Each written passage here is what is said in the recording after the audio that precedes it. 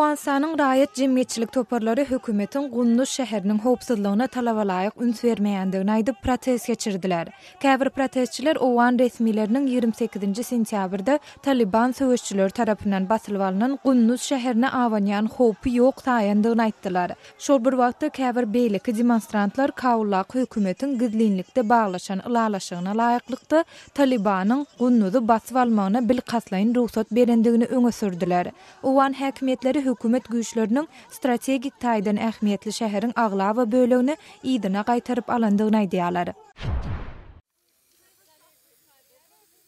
Gürjistanyň gartaşan raýatlary 1-nji oktýabr ýaşly adamlaryň halkara gartaşan gününi paýtagy Tbiliside sungat we aýdymsat dawaralary bilen bellediler. Birleşen Milletler Guramasynyň sponsorlygyna geçirilýän bu sene ýaşly adamlaryň goşýan goşandyny we olary täsir ýetirýän meseleleri ikrar etmek maksady bilen geçirilýär. Tbilisiň garrylar öýüne geçirilen konsert dawarasyna ýaş Gürjistanlylar hem gatnaşdylar.